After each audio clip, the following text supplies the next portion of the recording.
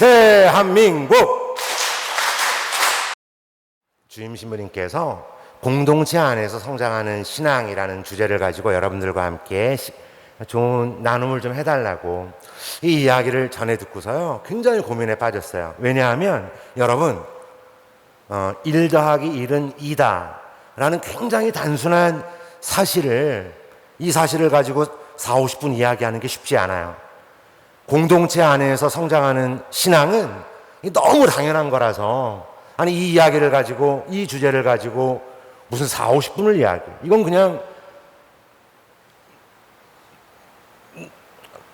1분만 이야기해도 되는 걸 이제 무슨 얘기를 하라는 걸까?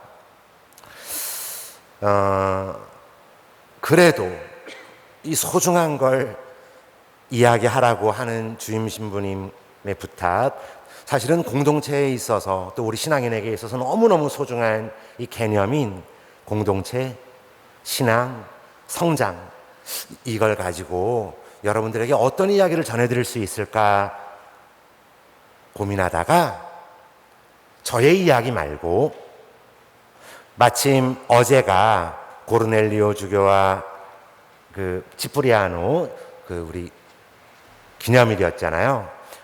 치프리아노 주교님의 음성과 오늘 우리와 함께 살아가고 있는 프란치스코 교황님의 음성으로 공동체, 신앙, 성장, 이것에 대해서 여러분들에게 전해드릴 수 있으면 좋겠다.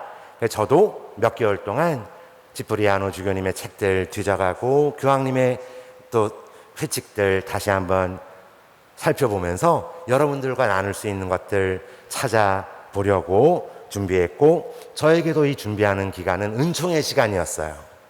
견진성사라고 하는 것, 성령과 더불어 우리가 좀 더 확신을 갖고 살아가게 되는 아주 결정적인 계기가 여러분 모두가 체험할 수 있는 사건이 되기를 기도하면서 우스개 이야기 하나 드립니다. 한번 들어보신 분도 계실 텐데, 평생을 인색하게 살다가 이 세상을 떠나 지옥에 간 할아버지 한 분이 계셨어요. 그 지옥불 고통 속에 참다 천당 하늘나라에 있는 베드로 성인에게 베드로 할아버지 나 좀 살려주세요 라고 외쳤어요. 아니 이제 베드로 할아버지가 갑자기 밧줄을 아래로 쭉 내려주는 거예요. 이게 웬일이야. 이 밧줄만 붙잡고 올라가면 천국 가게 생겼네. 이 할아버지가 밧줄이 내려오는 걸 보고서는 그냥 확 밧줄을 붙잡습니다. 이제 그랬더니 베드로 성인께서 밧줄을 쭉 끌어올리기 시작하는 거예요. 어이구, 그런데 이게 웬일입니까? 그 수많은 지옥에 있던 다른 영혼들이 이 할아버지의 바지가랑이를 붙잡고 매달리기 시작하는 거예요. 보니까 이 밧줄이 무게를 못 견딜 것 같아요. 밧줄이 끊어지게 생겼어요. 이 할아버지가 드디어 꾀를 냅니다. 아래를 향해서 어떻게 했어요?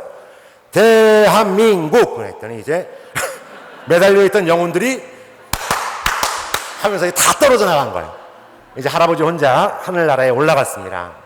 베드로 성인이 이제 끌어주는 밧줄을 붙잡고 올라갔어요. 천당이 온 거예요. 천당 입구에 도착을 했는데 가장 그 무엇과도 비길 수 없는 실망감에 빠져서 다시 지옥으로 내려왔답니다. 그 천국 입구에 단체 입장이라고 써 있었대요. 자, 이게 그냥 우스갯소리예요. 우스갯소리인데 여러분, 도대체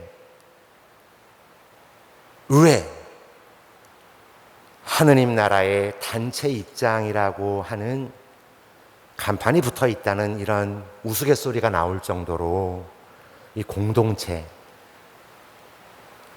소중함을 교회는 끊임없이 강조하는 걸까요? 치프리아노 주교님 258년에 순교하셨는데, 그러니까 지금 그분이 좀 늦게 예수님을 알게 되신 분이에요. 그런데 지금으로부터 한 1800년경에 이렇게 열심히 활동하신 분이셨고, 아우슈팅 성인께서 등장하시기 전까지 라틴 교회 안에서 가장 위대한 학자이면서 영성적으로 영향을 끼치셨던 대단한 분이셔요. 그분의 이야기 여러분들과 함께 이제 나누고자 합니다.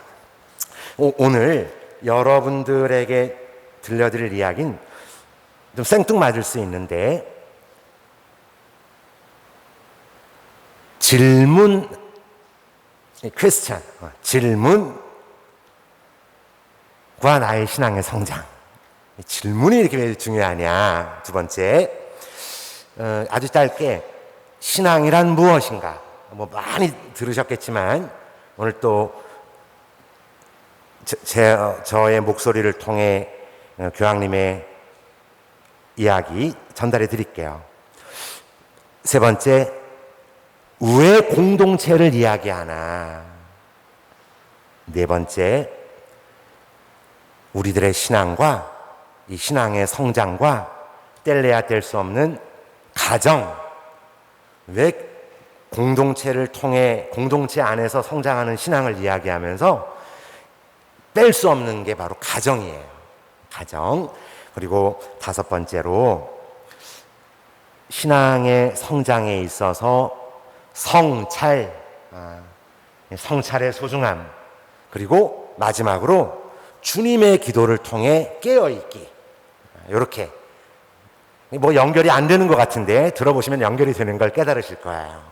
자,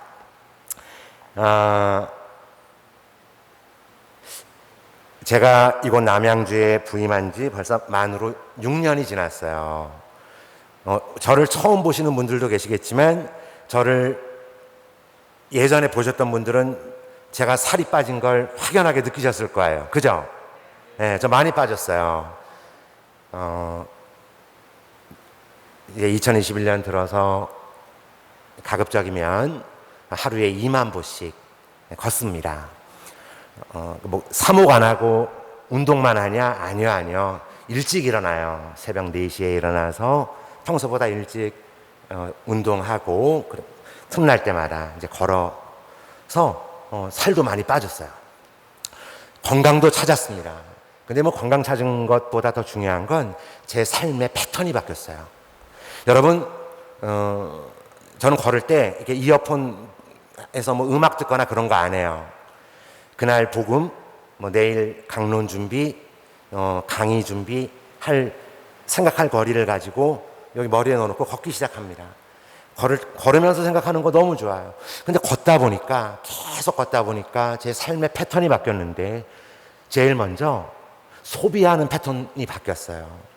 예전에는 뭐가 필요한 게 있으면 별내분당 올 때마다 제가 항상 이 앞에 하나로마트 거기 차 세워놓고, 그래 가는 김에 시간도 아낄 겸 얼른 가서 사갖고 일 보고 돌아가자, 이런 스마트한 소비 패턴을 갖고 살았었는데, 요즘은 뭐가 필요하다고 딱 느끼잖아요. 그럼 걸으면서 생각해요. 내가 이게 뭐가 필요해. 정말 필요한 걸까? 준영아, 그게 정말 필요한 거니? 준영아, 네가 그거를 소비하는 게 윤리적인 걸까? 그리고 준영아, 몇 년 뒤에 언젠가 그것을 폐기할 때 그것이 환경을 오염시키거나 또 다른 악한 영향을 끼치는 건 아니야? 이렇게 끊임없이 질문을 하다 보니까 저의 소비 패턴도 바뀌었어요. 질문, 신앙, 성장, 이것은 매우 중요한 연관성을 갖고 있습니다. 여러분, 오늘 독서에서도 들으셨겠지만 이 자본주의 사회 안에서 우리가 확신을 가지고 살아가기란 매우 어려워요. 너무나 잘 아시겠지만 자본주의 이 시장의 문화는 무엇을 먹고 성장할까요? 이건 저의 이야기가 아니라 우리 경제학을 전공한 사회학자들의 이야기예요. 자본주의 문화, 자본주의는 사람들의 두려움을 먹고 성장해요. 그래서 끊임없이 두려움을 양산해내는 세력이 있습니다. 그리고 그 두려움 속에 떨고 있는 우리가 생각할 겨를을 주지 않아요. 광고를 통해 그 상품을 소비하도록 끊임없이 우리를 세뇌시킵니다. 이 소비를 통해 우리는 심리적 안정을 갖게 돼요. 이게 반복되어지는 거예요. 거기에는 이 자본주의 문화가 제일 싫어하는 게 질문하는 존재입니다. 저만 봐도 그렇잖아요. 질문하면서 소비의 패턴이 바뀌었어요. 앞으로 끊임없이 질문할수록, 근데 여러분, 왜 제가 이 질문의 이야기를 드리냐 하면, 신앙인으로 오늘을 살아가는 우리에게 이런 환경이 절대로 도움이 안 된다는 거예요. 저의 이야기 아니고 우리 프란치스코 교황님의 이야기 제가 읽어드릴게요. 수많은 소비재는 하느님의 목소리가 울려 퍼질 만한 빈 공간을 남겨두지 않습니다. 거기에는 기쁨이 아니라 삶의 의미를 잃어버린 이들의 불만이 흘러 넘치고 있을 뿐입니다. 자, 우리 프란치스코 교황님은 이런 말씀을 하셨을까요?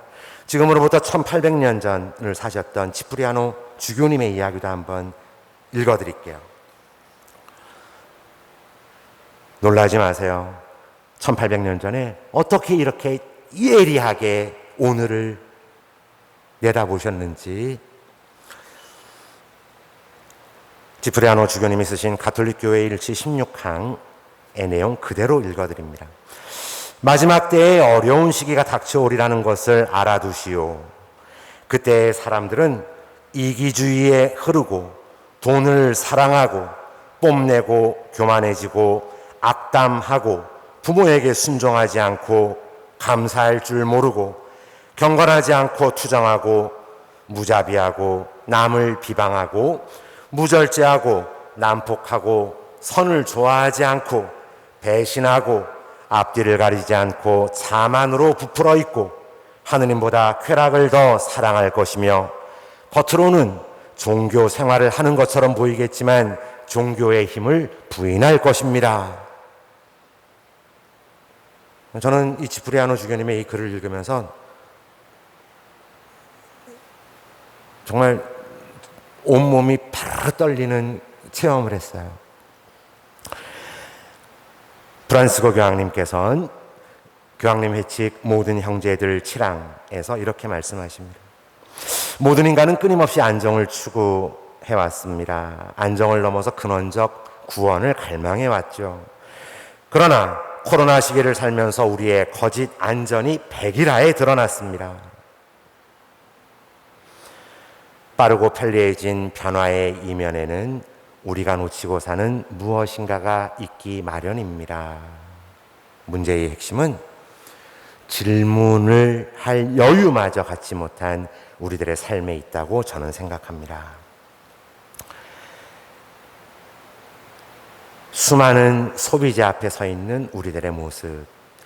근데 여러분, 세상에는 수많은 질문이 존재하죠. 그러나 이 질문들 속에서도 가장 본질적인 질문이 무엇인가? 고대를 관통해 오늘날까지 우리가 놓치지 말아야 할 질문은 바로 내 존재에 대한 질문이 아닐까요? 나는 누구인가? 라는 이 질문.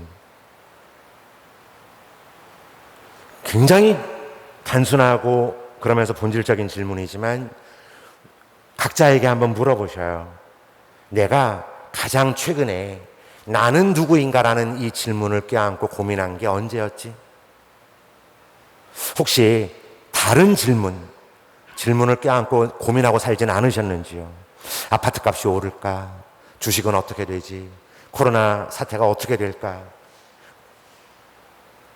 물론 다 중요한 질문일지 모르지만 가장 본질적 질문, 이 질문 앞에 우리가 서 있어야 하지 않을까? 나는 누구인가? 라는 이 질문.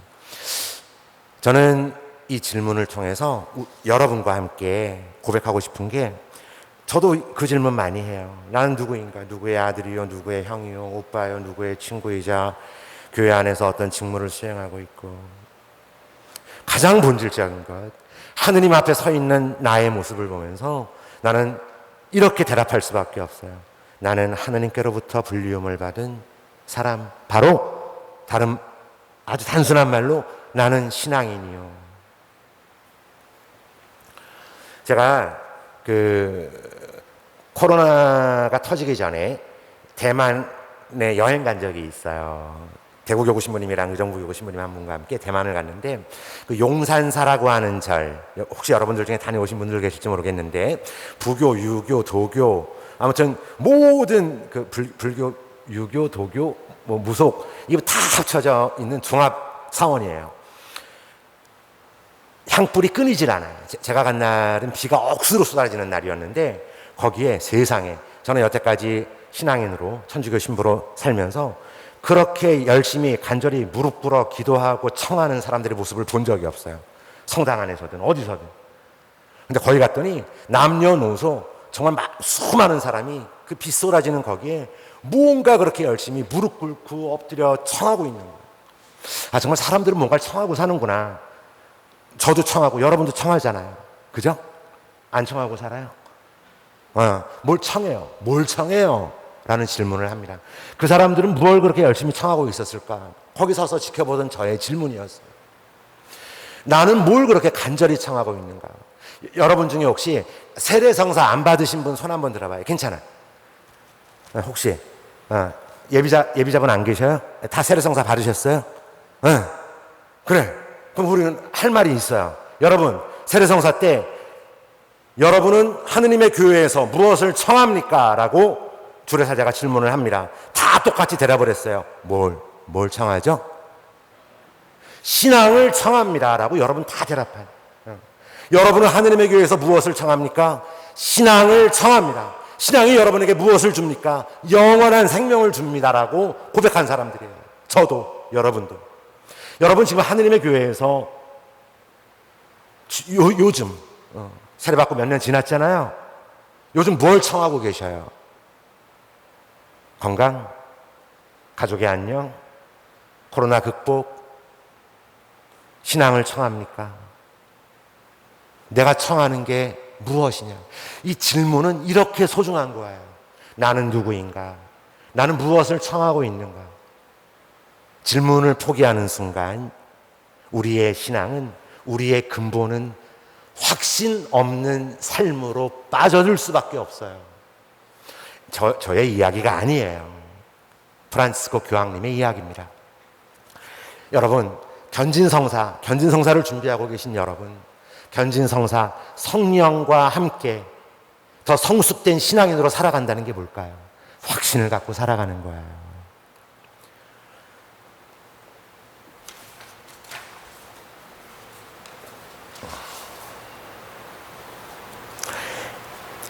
여러분이 받은 세례의 은총이 성덕의 길에서 열매를 맺게 하십시오. 모든 것이 하느님께 열려있게 하십시오. 어떠한 상황에서든 하느님을 향하십시오.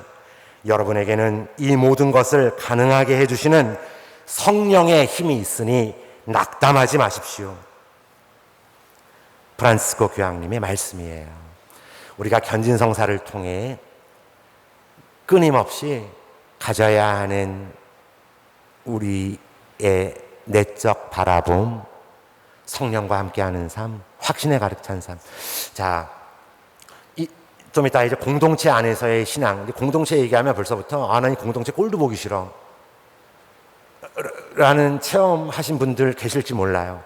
그럼에도 불구하고 무슨 공동체 없이 나 혼자 신앙생활하면 훨씬 더 잘할 텐데 무슨 공동체야 라는 꼴도 보기 싫은 인간들이 막 떠오르기 시작할 때, 여러분,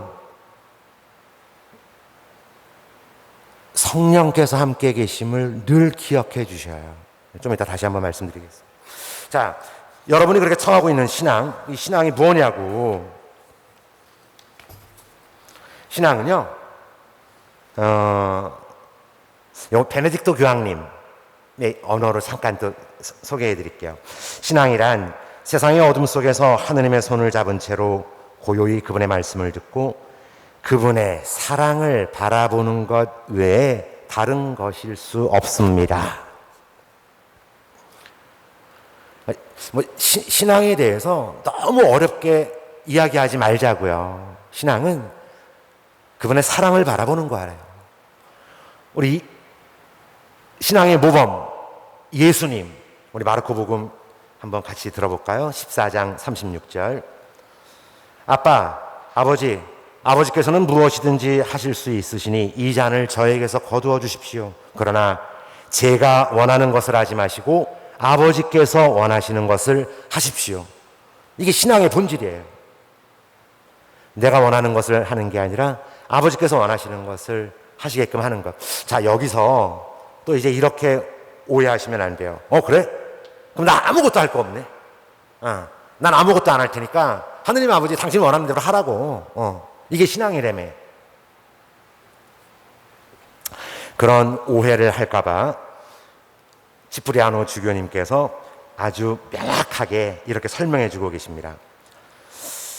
아버지의 뜻이 하늘에서와 같이 땅에서도 이루어지소서라는 기도는 하느님께서 원하시는 것을 하시라는 뜻이 아니라 하느님께서 원하시는 것을 우리가 행할 수 있게 해달라고 기도하는 것입니다 라고 이렇게 설명하고 계셔요. 하느님께서 원하시는 게 뭐예요? 사랑하는 거. 그러니까 우리가 신앙인으로 신앙의 삶을 살아가는 게 뭐예요? 굉장히 쉬워요. 사랑하고 사는 거예요. 자비로운 사람으로 살아가는 거예요. 그런데 이 신앙은 여러분 다 아시는 것처럼 하느님의 주도하심 속에 이루어집니다. 하느님께서 우리를 신앙의 길로 불러주신 거예요.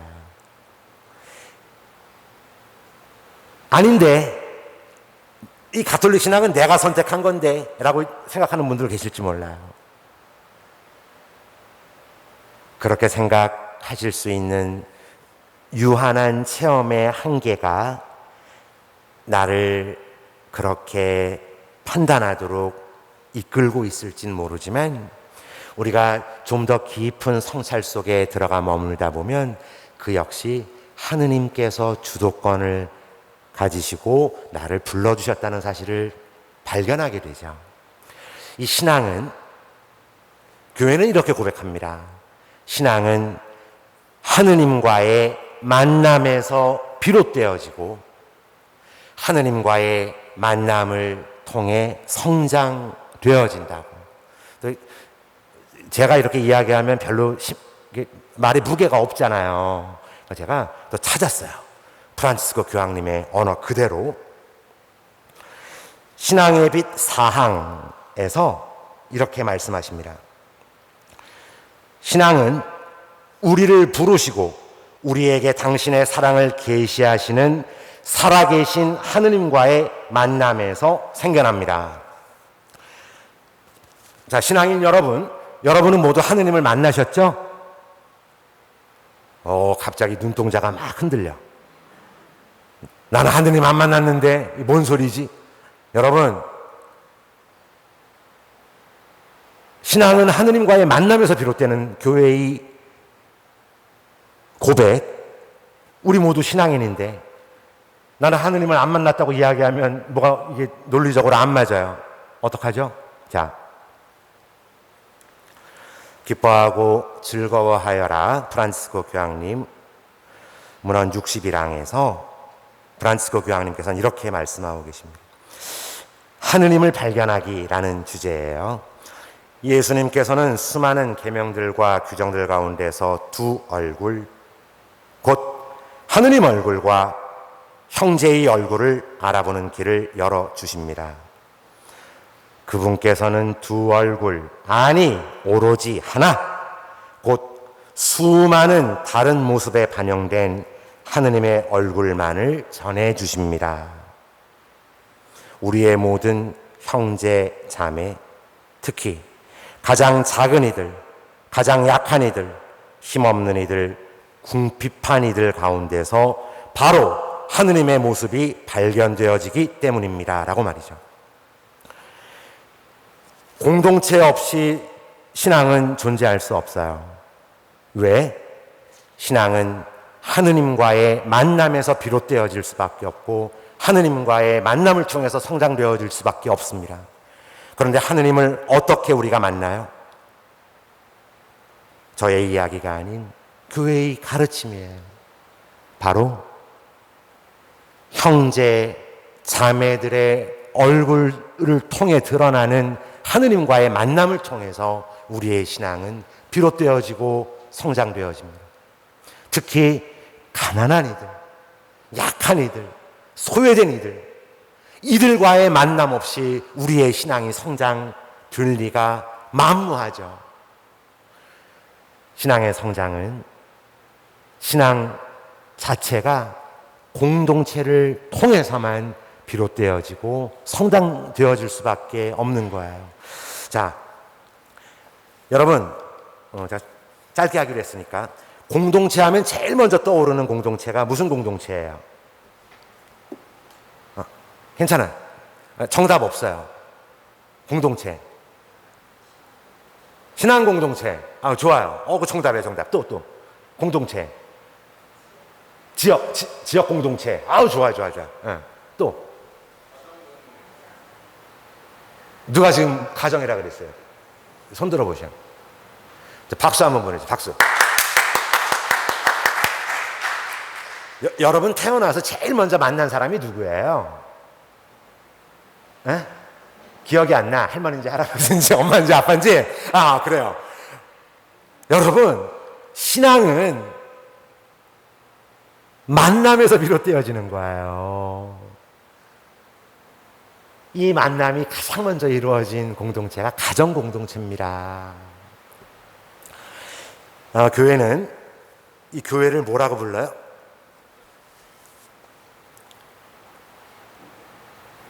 가정들의 공동체. 분당을 뭐라 그래요? 가정들의 가정이에요. 모든 가장 기본적 단위가 가정이에요, 가정. 여기 혹시 주일학교 교리교사 옛날에 했던 분 손 한번 들어보시죠. 괜찮아요. 창피한 거 아니에요. 교육분과장님 어디 계셔? 저기 교육분과장님. 신앙의 전수가 주일학교를 통해서 이루어진다? No. 교회는 한 번도 그렇게 이야기한 적 없어요. 신앙의 전수가 이 강사 신부의 강의를 통해서 이루어진다? No. 교회는 절대 그렇게 이야기한 적이 없어요. 신앙의 전수는 가정을 통해서 이루어져야 돼요. 여러분,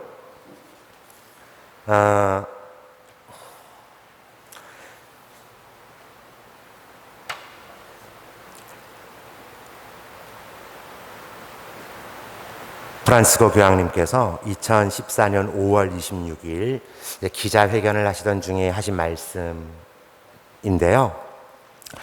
가정의 위기는 세계적인 문제이며 오늘날의 가정은 진정으로 많은 사목적 도움들을 절실히 필요로 한다는 것. 따라서 이 시대에 복음이 울려 퍼져야 할 가장 첫 번째 장소는 바로 어디? 가정. 이 시대에 복음의 기쁜 소식이 가장 먼저 울려 퍼져야 할 첫 번째 장소가 가정이라는 것. 이렇게 강조하고 계셔요.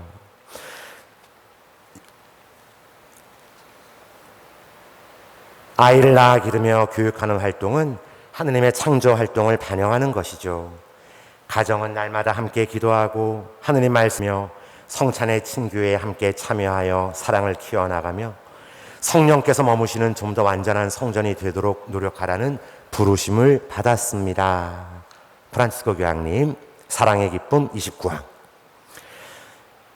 부부가 낳은 자녀는 두 사람의 몸을 물려받아 부모와 유전적으로도 영적으로도 결합되어 있습니다. 신앙의 전수가 이루어지는 첫 번째 장소, 가장 중요한 장소인 가정. 그런데 왜 이 가정을 통해서 신앙의 전수가 잘 안 될까요? 신부님도 나중에 아니라 신부님이 장가를 안 가봐서 저렇게 맨날 속편한 소리만 떠들어대요. 인정해요. 예, 저 속편합니다. 이제 프란시스코 교황님께서 너무 가슴 아픈 지적을 해주셨어요. 저는 저의 신앙은 부모님께로부터 물려받았고 지금도 저에게 이 신앙을 전수해준 부모님께 늘 감사한 마음으로 살아요. 프란치스코 교황님께서 하신 말씀, 신앙 전수는 부모 자신이 참으로 하느님을 믿고 하느님을 찾고 하느님의 필요성을 느끼는 것을 전제로 합니다 라는 말씀,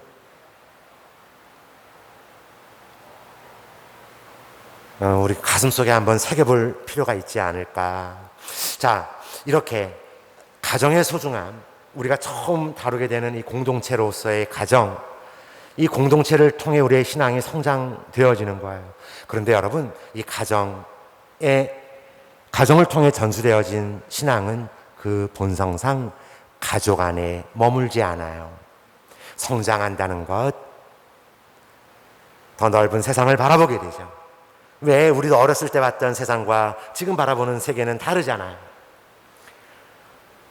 우리의 시선은 다른 형제자매들, 지역 안에, 본당 안에, 우리 별내 안에, 우리 남양주 안에, 대한민국 안에 넘어서 제3세계, 더 나아가 아직 이 땅에 출현하지 않은 미래 세대에까지 애정을 갖도록 끊임없이 우리를 성장시켜요. 내 신앙의 척도가, 내가 신앙이 얼마나 이렇게 성장되어 있나 바라볼 수 있는 척도 중에 하나가, 나는 세상의 수많은 형제자매들과 얼마나 소통하고 공감하고 사는가. 눈에 보이지 않지만 자, 아프리카 아니면 필리핀, 남미, 아프간, 거기에 머물고 있는 하느님의 자녀들, 나의 형제자매들과의 그들의 삶도 내가 공감하고 살고 있나? 결국 이렇게 확장되어지는 그런 신앙의 모습을 발견되어집니다. 우리 지프리아노 주교님 이야기 전달해드리면서 이제 슬슬 마무리할게요. 그대는 그분이 그대 자녀의 일시적이고 힘없는 아버지라 여기지 마십시오. 하느님 얘기하는 거예요. 영적 자녀의 영원하고 든든한 아버지이신 그분을 모십시오. 그대가 상속자들을 위해 모으고 있는 그대의 재산을 그분께 맡기십시오. 그분께서 그대 자녀의 후견인이시고 그분께서 보호자이시며 그분께서 거룩한 가르침으로 그대의 자녀를 세상의 모든 불의에 맞서 지켜주십니다. 천상의 재산보다 지상의 재화를 더 걱정하는 그대는 그녀의 자녀를 그리스도보다 악마에게 맡기고 싶어 합니다. 그대는 갑절로 죄를 짓고 이중의 죄악을 저지르는 셈인데 그대의 자녀들에게 하느님 아버지의 도움을 마련하지 않을 뿐더러 자녀들이 그리스도보다 재물을 더 사랑하도록 가르치기 때문입니다. 라고 벌써 1800년 전에 공동체를 향해 그렇게 가르쳐주고 금년 초에 제 조카 아이가 10살짜리가 이제 천년성체를 했어요. 코로나 시기에. 대단하죠. 천연소재 못 받을까봐 막 걱정을 하고 있는 거야. 그러니까 저만 만나면 삼촌, 큰 삼촌 일로 와봐. 나 기도문 외웠다 하면서 기도문을 달달달 외우는데 세상에 미사 통상문 속에 있는 신자를 응하는 것까지 다 외운 거야, 애가. 기특하잖아요. 천연성체 아직 찰고도 안 했는데. 그러면서 이제 저하고 미사를 이제 삼촌 나랑 미사해줘. 큰 소리로 하느님의 어린 양 세상을 없애시는 주님 자비를 베푸소서. 하느님의 어린 양 세상을 없애시는 주님 자비를 베푸소서 하는 거예요. 뭐가 굉장히 뭐가 이상해요. 뭐가 이상하죠? 그치. 세상을 없애시는 주님이 아니라 세상의 죄를 없애시는 주님이에요. 근데 이 아이에게는 세상을 없애시나 세상의 죄를 없애시나 중요한 게 왜냐하면 이 죄에 대한 개념이 없는 거야. 여러분, 신앙생활을 하는데, 신앙이 성장하는데, 신앙 언어, 신앙과 관련되어진 개념을 갖는 것은 매우 중요해요. 제가 오늘 왜 이 말씀을 드렸냐면 신앙의 성장과 성찰의 관계에 대해서 말씀드리려고 그래요. 이냐시오 성인이, 여러분 이냐시오 성인 이야기 들어봤죠? 아주 영성의 대가예요. 그 이냐시오 성인에게 이제 제자들이 이제 공회를 준비하러 예수의 팀이 다 동원된 거예요. 바빠. 공회 막 이거 준비하랴. 뭐 눈곱 띄고 밥 먹을 시간도 없어요. 그런데 거기에다 이제 기도 시간은 엄청 많잖아요. 새벽 기도, 아침 기도, 낮 기도, 저녁 기도, 뭐 오후 기도, 저녁 기도, 밤 기도, 미사해야지. 그러니까 이제 제자들이 와서 이냐시오 성인에게 질문을 합니다. 스승님, 저희 바빠 죽겠는데 이럴 때 생략할 수 있는 기도가 뭐 있을까요? 어떤 기도를 안 할 수 있을까요? 그랬더니 이냐시오 성인께서 아주 단호하게 딱 이렇게 말씀하십니다. 얘들아, 성찰을 제외하고는 다른 기도 다 안 해도 돼. 뭐라고? 성찰을 제외하고는 다른 기도들은 안 해도 돼. 그 대신 어떤 일이 있어도 성찰만은 빠뜨리지 마. 도대체 성찰이 뭐길래? 여러분, 우리 매일 일상에서 성찰 또 돌아와요. 질문으로 또 돌아오는 거예요. 성찰하면 사람들이 제일 먼저 양심 성찰 이런 거 떠올리죠. 그죠? 양심 성찰하면 양심 성찰하면서 행복한 사람 있냐고 물어보면 아무도 없다 그래요. 왜? 성찰하라 그러면 다들 나는 오늘 이런 죄를 졌어. 그래서 난 또 죄인이야. 난 또 이렇게 누군가에게 상처 줬어. 나는 살 가치가 없어. 맨날 결론이 그거잖아. 그래요, 안 그래요? 아니에요. 여러분, 그래서 개념을 갖고 산다는 게 이렇게 중요한 거예요. 참된 성찰은 내 자신을 들여다보는 게 아니에요. 참된 성찰은 하느님의 사랑을 바라보는 거예요. 이것도 제가 이렇게 이야기하면 그 말의 신빙성이 많이 떨어지잖아요. 프란치스코 교황님 언어로 다 그대로 읽어드릴게요. 좀 기다리죠. 성찰은, 여러분 이건 꼭 기억하셔야 돼요. 성찰은 나의 부족함 안에 머무르는 것이 아니라 나의 부족함을 통해 하느님 사랑의 뿌리를 두는 작업이에요. 성찰의 궁극적 목적은 나의 부족함 바라보고 그 안에서 죄책감 느끼고 머무는 데 있는 게 아니라, 그럼에도 불구하고 나를 통해 일하시는 하느님, 그럼에도 불구하고 나를 당신 품 안에 안아주고 계신 하느님, 하느님의 사랑에 우리의 뿌리를 두는 것, 이게 성찰이에요.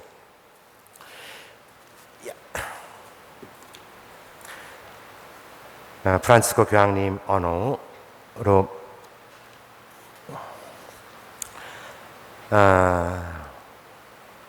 우리가 하느님을 향해 나아갈 때 경계해야 하는 적이 있다. 적. 근데 이 적이 눈에 안 보여요. 프란치스코 교황님께서는 교묘한 적이라는 표현을 쓰세요. 교묘하다고. 여러분, 하느님을 향해 나아갈 때 양심 성찰 열심히 하는데 내가 내 죄책감에 빠져서 그 안에 머물게 하는 것, 이게 인간 중심적 내재론이에요. 하느님 중심이 아니고 결국은 내 안에 나를 가다놓게 하는, 모든 게 다 나로 시작해서 나로 끝나는 거예요. 신앙생활 열심히 하고 있다는 분들, 기도생활 열심히 하고 있다는 분들 중에 이런 오류에 빠지는 분들이 많아요. 프란치스코 교황님께서 주의하라고, 지프리아노 주교님 1800년 전에 그 모진 박해 시대 때도 똑같은 말씀을 하셔요.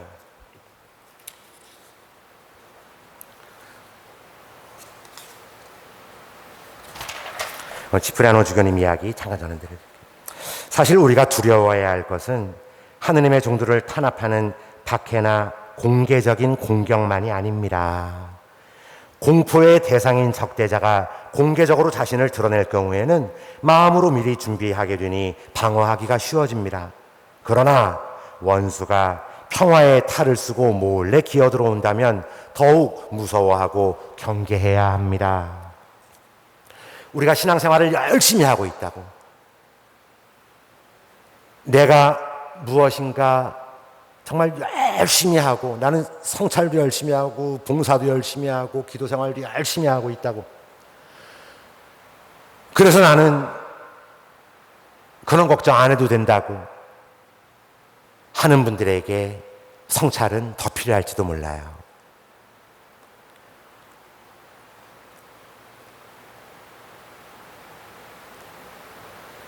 나를 찾는 여정이 아닌 하느님을 찾는 여정이어야 하기 때문입니다.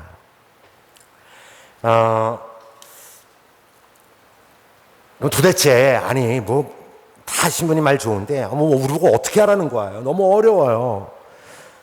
우리가 도대체 제대로 살고 있는지 어떤지 어떻게 알죠? 여러분, 시금석이 있어요.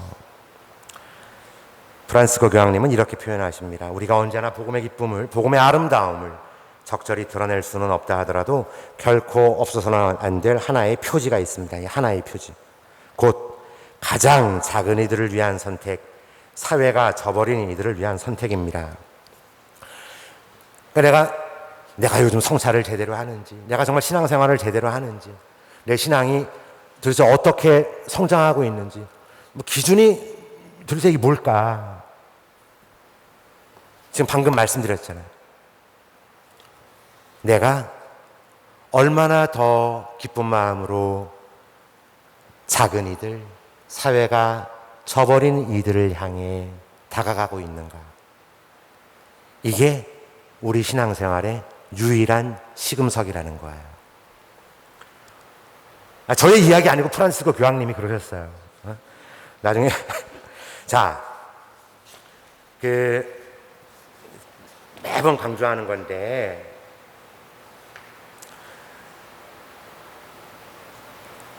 그렇다면 누구에게 먼저 다가가야 합니까? 복음서를 읽어보면 분명한 방향을 알 수 있습니다. 친구와 부유한 이웃이 아니라 그 누구보다도 가난한 이들과 병든 이들, 자주 멸시당하고 무시당하는 이들, 우리에게 보답할 수 없는 이들에게 다가서야 합니다. 이 분명한 메시지를 약화시키는 어떠한 의심이나 변명도 있어서는 안 됩니다. 라고 프란시스코 교황님께서 말씀하셨습니다. 제가 조금 전에 시금석, 유일한 표지, 이거를 얘기했는데 벌써 여러분들 마음속에 신부님, 그런데 그것도 중요하지만 주일미사 참례도 중요하고요, 우리 구역 반모임도 중요하고요, 이런 것도 중요하고요. 이 분명한 메시지를 약화시키는 그 어떠한 의심이나 변명도 있어서는 안 된다고 프란시스코 교황님께서는 아주 명확하게 말씀하고 계신 거예요. 여러분, 주님의 기도 우리 바치잖아요. 제가 왜 주님의 기도를 좋아하냐면 예수님께서, 하느님께서 직접 알려주신 기도예요. 그죠? 다른 기도가 나쁘다는 게 아니에요. 주님의 기도,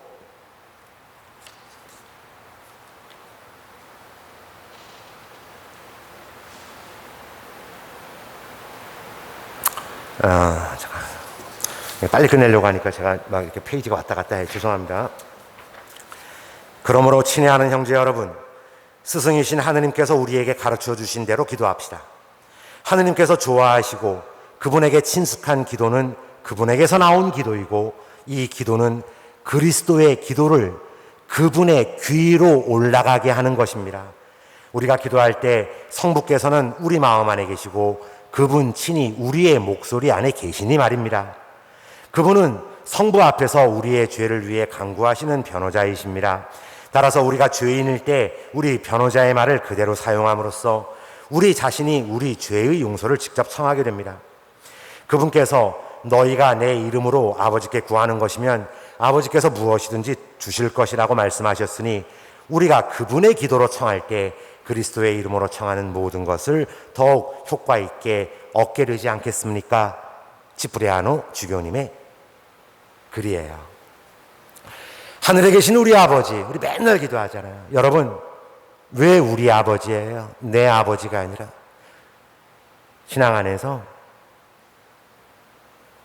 우리 모두는 형제 자매임을 고백하는 거예요. 하늘에 계신 우리 아버지.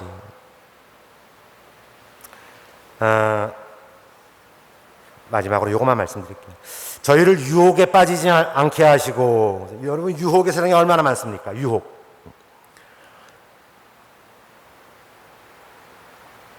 저 같은 경우는 어떤 유혹에 빠지면 안 될까요? 예쁜 자매 보고서 이렇게 막 마음이 설레는 유혹에 빠지면 안 되겠죠. 그죠?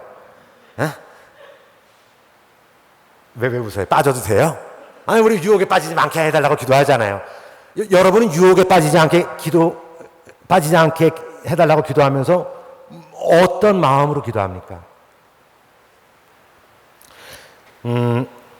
지프리아노 주교님께서는 유혹에 빠지지 않게 기도해달라는 기도를 할 때마다 우리 모두가 이것 기억하고 기도하래요. 이 기도를 할 때마다 우리는 자신의 연약함과 부족함을 기억해야 합니다. 내가 약한 존재라는 것. 따라서 이 기도를 바치는 자는 아무도 무례하게 자만하거나 교만에 빠지지 말아야 합니다.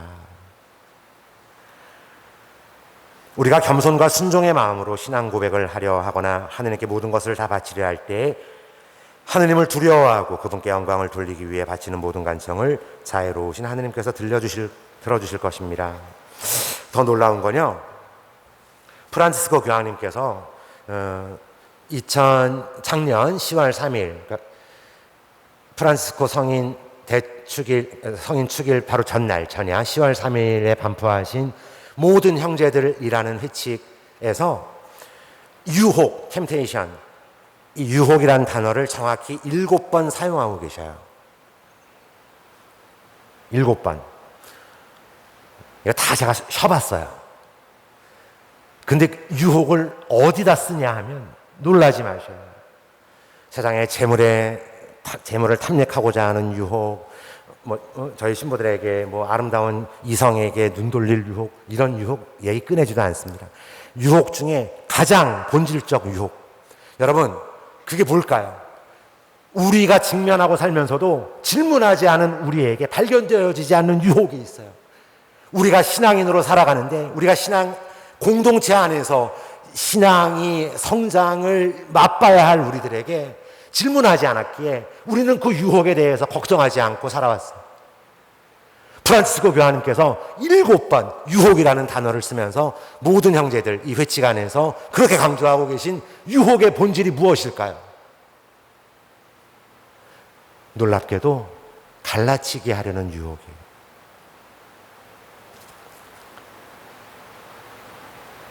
달라. 너는 강북에 살아? 난 강남에 살아. 넌 고졸이야? 난 대학원 출신이야. 너는 가난해. 나는 상류층이야. 너는 유색인종이야.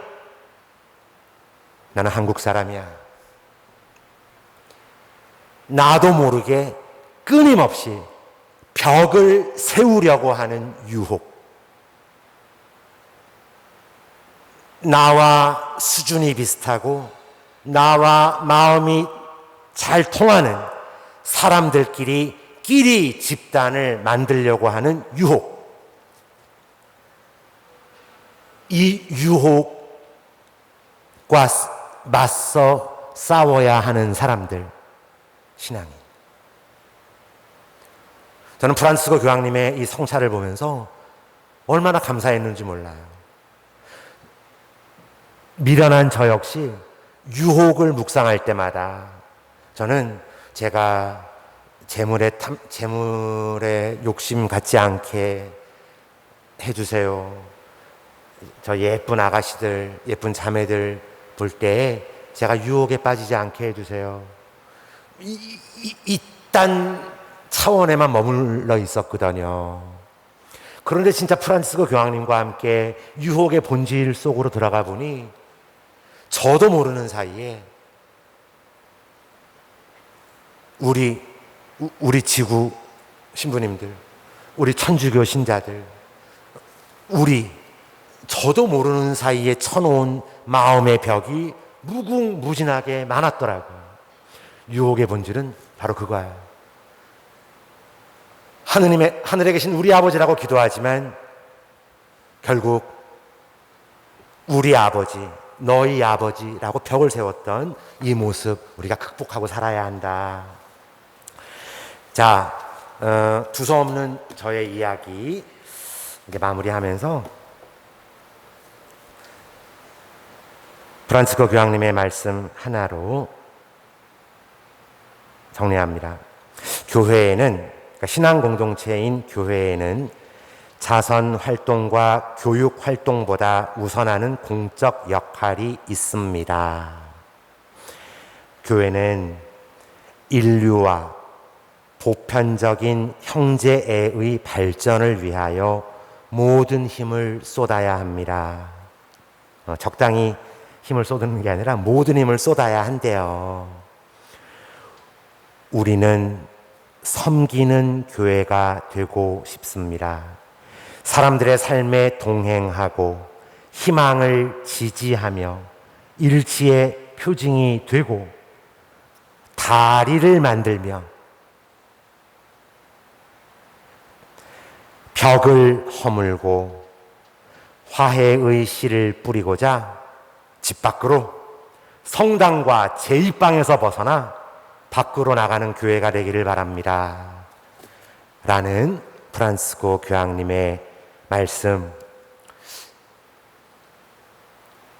공동체 안에서 성장하는 신앙, 이 신앙의 본질은 우리가 가지고 있는 시금석을 바탕으로 우리의 삶을 통해 드러나야 하지 않을까, 여러분들과 함께 나누면서 우리 미사 계속 이어갈게요.